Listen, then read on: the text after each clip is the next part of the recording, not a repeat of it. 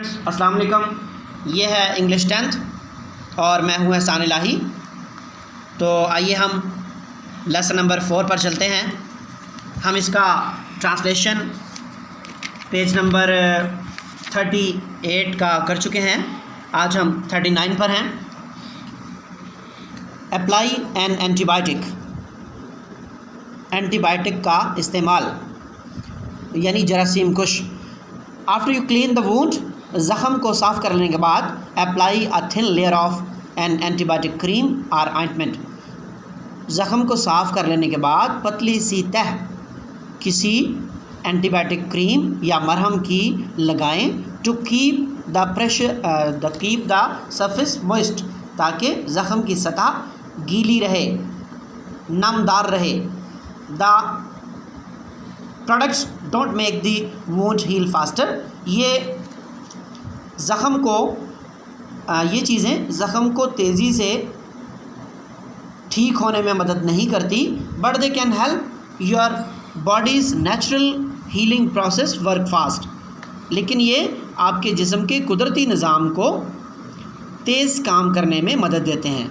Certain ingredients, यकीनी अज्जा इन सम ointments, कुछ मरहमों में कैन काज, सबब बन सकते हैं अ माइल्ड रैश, हल्की सी खराश का। इन सम पीपल, कुछ लोगों में। इफ़ अ रैश अपीयर्स, अगर ख़ारिश हो रही है, खराश नमदार हो, स्टॉप यूजिंग द ऑइंटमेंट, तो मरहम का इस्तेमाल रोक दें। कवर द वुंड, ज़ख़म को ढांपें। Bandages can help keep the wound clean and keep harmful bacteria out.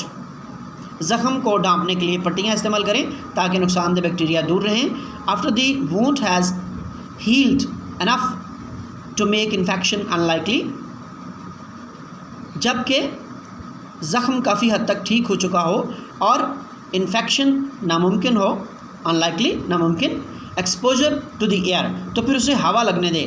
Will speed wound healing, जिससे ज़ख़म को बेहतर होने में मदद मिलेगी। चेंज द ड्रेसिंग, पट्टी को बदलें। Change the dressing at least daily, पट्टी को कम से कम रोज़ एक बार बदलें। और whenever it becomes wet और डर्टी, या फिर जब ये गीली या गंदी हो जाए।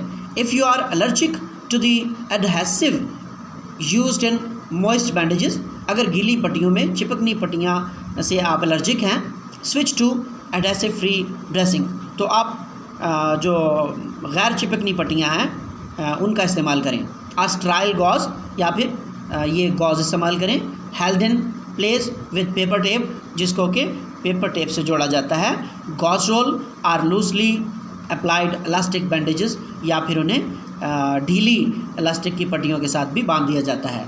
These supplies generally are available at pharmacies, ये चीज़ें आसानी से फार्मेसी पर दस्तयाब हैं, मेडिकल स्टोरों पर दस्तयाब हैं।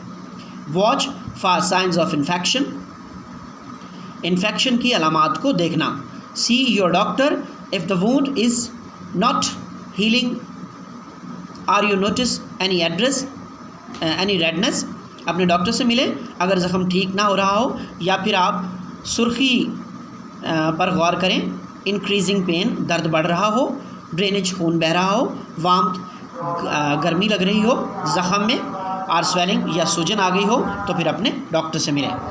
First aid kit, every office, factory, home and school should have an accessible first aid box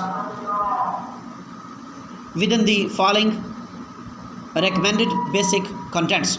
हर दफ्तर में, फैक्ट्री में, घर में और स्कूल में दस्तयाब होनी चाहिए एक फ़र्स्ट एड बॉक्स को दस्तयाब होना चाहिए, जिसमें कि ये दर्ज झैल चीज़ें मौजूद होनी चाहिए।